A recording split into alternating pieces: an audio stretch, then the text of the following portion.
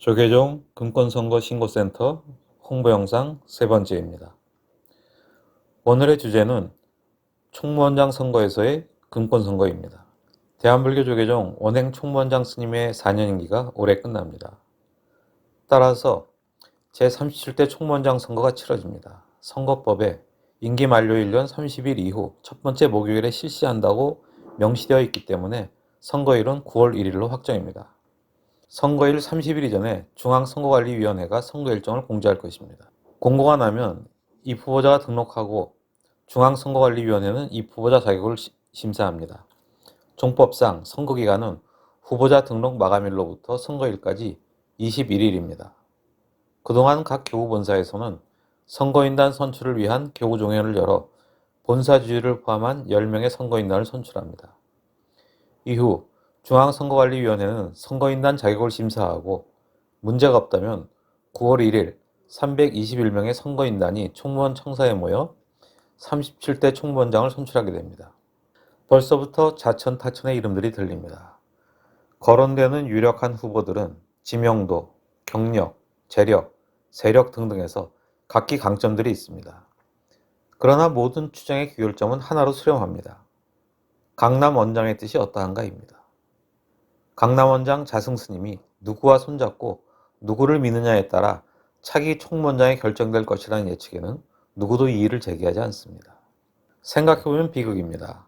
1700년 한국불교의 역사를 계승한 조계종단이 자승스님 한 사람의 사유물이 되어 모두가 눈치를 보아야 한다는 것은 정상적이지 않습니다.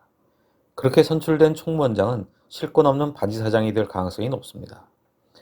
그 배후에서 아무런 공적 지위를 가지지 않은 이가 세력이 크다는 이유로 종단을 좌지우지하고 선출직 자리까지 결정하게 되는 것이죠. 거짓 약속이 난무합니다. 자승스님은 임기 초반에 명진스님을 퇴출하고자 봉은사 직영수차를 밀어붙이고 또 도박사건으로 위기에 몰리자 재선 포기를 공약했습니다. 그럼으로써 겨우 위기에서 벗어날 수 있었죠. 그러나 2013년 다시 재임에 도전합니다.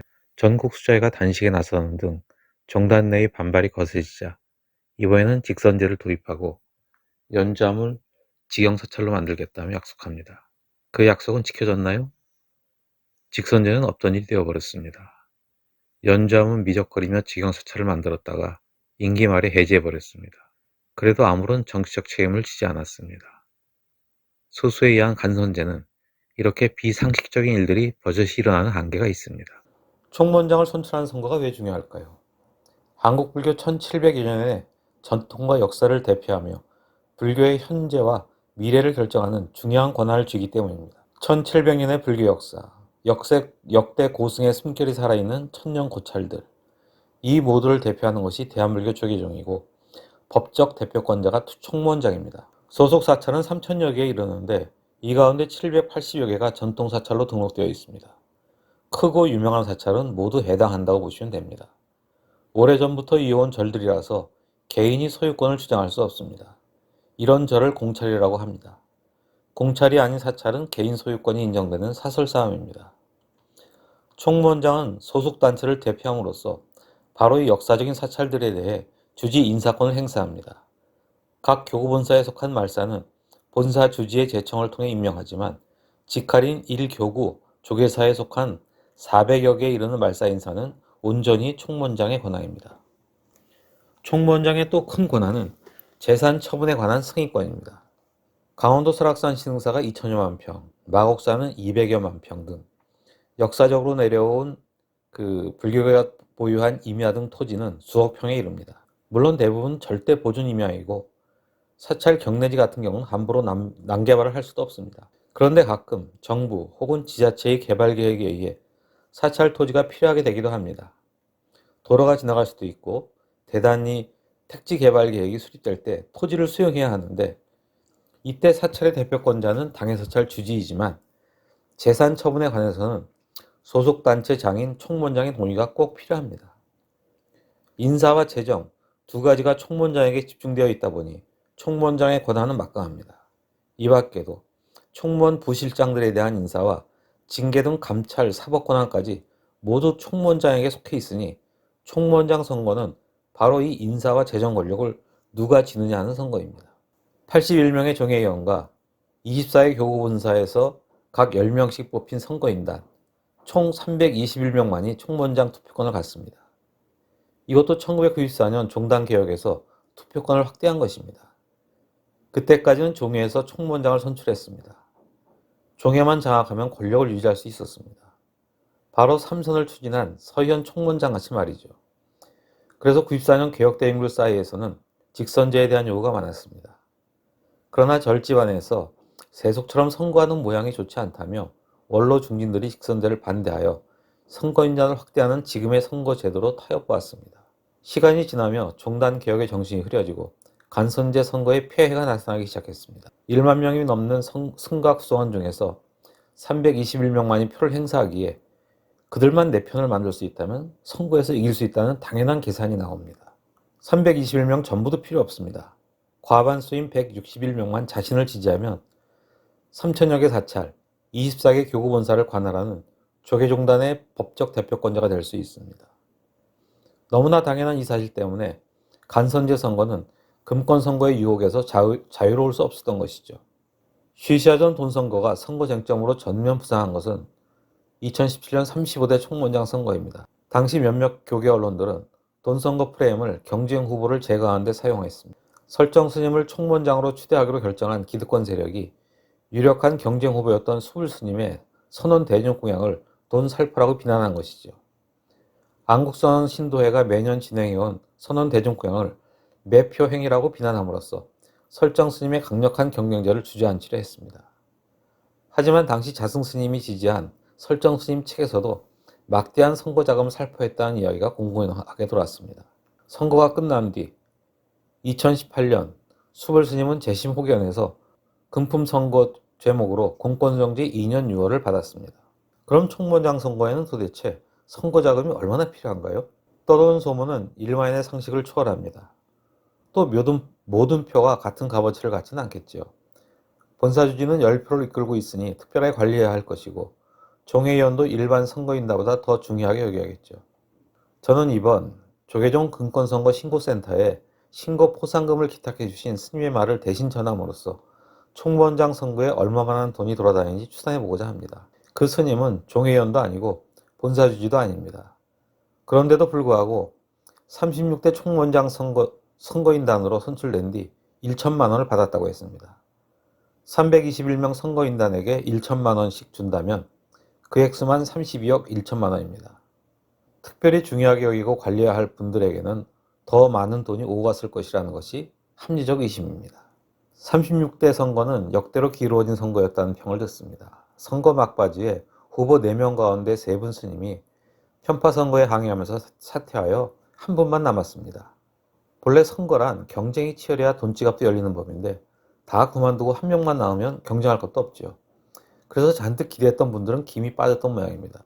그런데 선거를 며칠 앞두고 본사 주지들 모임에서 갑자기 주지 스님들이 자리를 비우고 회의를 중단시킨 일이 생겼습니다. 한 명 남은 유력 후보에게 성의 표시를 하지 않는다면 성원 미달로 총무원장 선거를 무산시킬 수 있다는 것을 위력시한 것이죠. 이 상황에 대해 어느 스님은 이렇게 말했다고 합니다. 장이 섰다.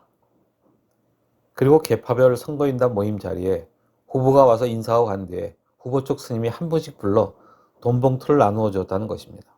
총무원장 선거와 관련해서는 그 이전부터 많은 이야기가 돌았습니다. 가장 많이 들은 이야기는 배달 사고와 관련한 이야기입니다. 어디 표를 확보하겠다며 돈 전달을 자임한 이가 뚝 잘라서 제 몫을 챙기고 일부만 전달했다는 이야기입니다.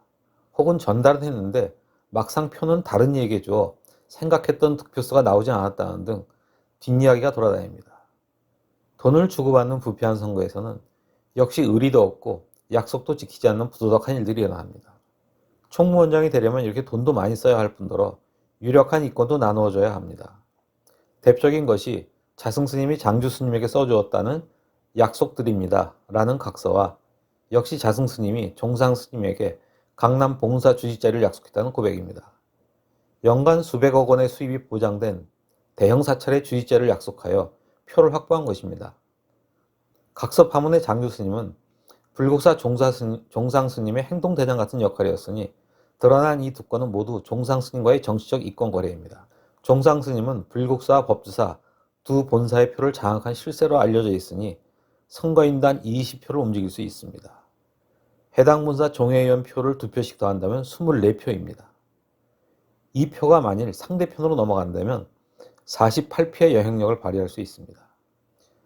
161표가 당선 과반수인 선거에서 48표의 영향력이라고 한다면 캐스팅 보드라고 할 만합니다.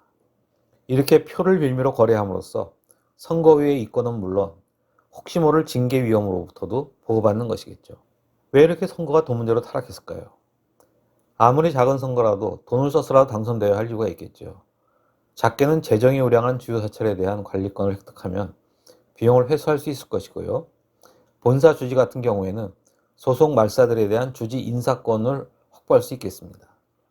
종회의원 같은 경우에는 종단의 주요 정책에 대한 입법권과 그 영향력이 사회 국회의원과 같다고 보면 됩니다. 또 중앙종회의원은 회기 중에는 형사처를 받지 않는 불체포 특권 같은 것이 있습니다. 이것이 정치활동을 하는 스님들에게 있어서는 매력적일 것입니다.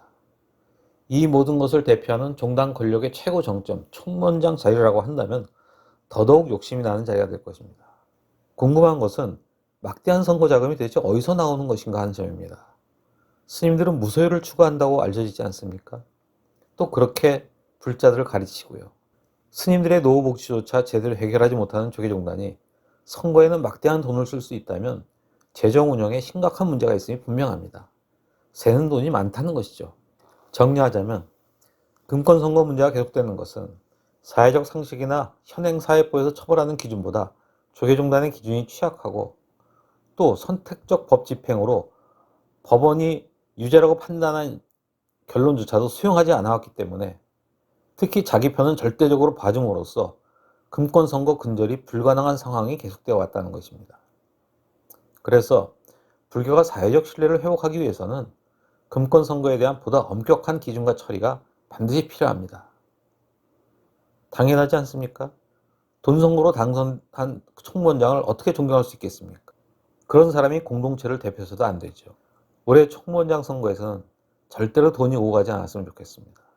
돈이나 이권과 관련한 선거 부정 행위는 저희 조계종 금권선거 신고센터에 신고해 주십시오. 감사합니다.